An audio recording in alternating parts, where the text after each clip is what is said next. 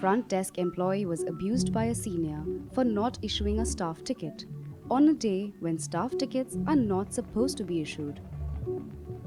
Another Air India employee, a telephone operator, was stalked and harassed by her colleague for 1.5 years. After repeated complaints, this obsessed colleague was transferred, but there was no disciplinary action against him. He was based at Sahar Airport. From there I knew, and he had just returned back from the posting, and he's in the control room, and for whatever thing he used to contact us, and we were knowing like a very good colleagues. But when he started drinking and abusing me and maligning my name, and if I used to talk to somebody, he used to come in my department in my shift duty, when he used to find me all alone, that time he used to either keep calling up and abusing me, giving me all the possible galis. I mean, I started getting scared, and I started getting dominated. The day by day, when I started saying, now it is up to my limit, I am going to go to your department and tell your bosses. From that time, he started threatening me the most. He used to threaten, I'll spoil your name, I'll kidnap your daughter.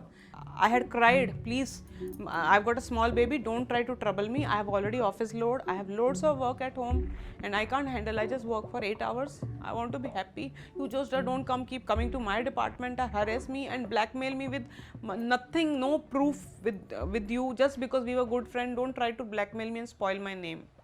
Even I'm scared ki if he's been given some punishment, I'm still scared what he will try to do, because he's such a revengeful, brutal person.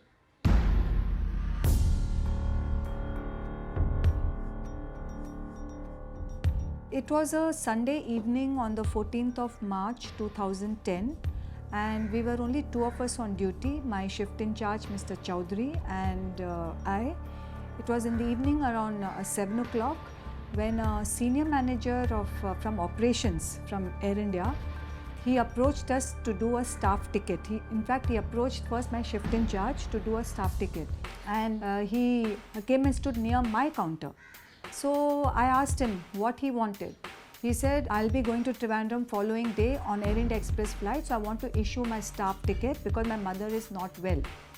So I told him I would be on duty the following afternoon, and next day being Monday, I would do the staff ticketing since his flight was evening at 4 o'clock. That's it. He just lost his temper. He told me at least 20 times, you fucking bastard, you're a whore, you're a prostitute. I was shocked because never before in my 20 years of service in Air India, I had come across somebody of such cheap mentality and low caliber. And he said, you come outside the airport, I'll show you what I can do. I did not make a complaint to the police station. I left it to Air India. I didn't want this news to be an adverse publicity. So keeping that in mind, I just did not go to the police station. But now I'm thinking that till today I've not got any justice. I should have gone to the police station. Sexual harassment is often dismissed as a non-issue or an innocuous mistake rather than a real violation. This encourages the male of the species, who have multiple ways of harassing his female colleague. Ask any working woman what it means, and she will come up with a long list of experiences.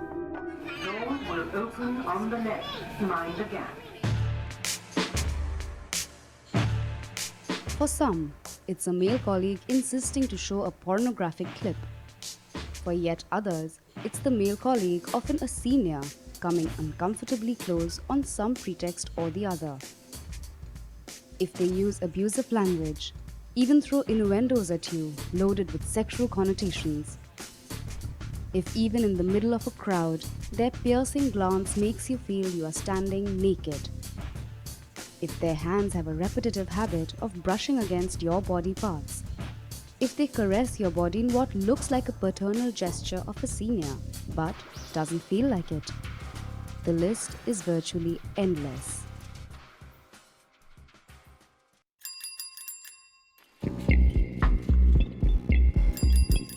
The worst case scenario is when the male thinks you are infringing on his territory and taking away his source of livelihood.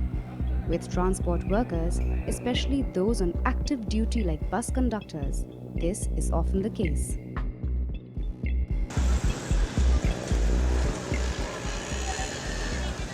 On the surface, these girls look confident. But dig a little deeper. They spend close to 12 hours inside buses every day, often handling rowdy passengers. After that, when they return to the depot, they have nothing to make them feel welcome. Leave aside special benefits, they don't even have basic ones. हम लोगों को थोड़ा adjust करना पड़ता है, rest room या फिर थोड़ा सा अगर रूम मिल जाए ना, थोड़ी सी खोली तो वो नहीं है यहाँ पर। हाँ, यहाँ पे 2 साल हो गया मैं जॉब कर रही हूँ, फिर भी 2 साल में रेस्ट रूम अभी तक बना नहीं है। इसके लिए चेंजिंग के लिए प्रॉब्लम होता है, फुल यूनिफॉर्म नहीं पहन सकते और ये लोग कंपलसरी फुल यूनिफॉर्म पहनने के लिए बोलते हैं। पहनेंगे कैसे, रेस्ट रूम है ही नहीं तो।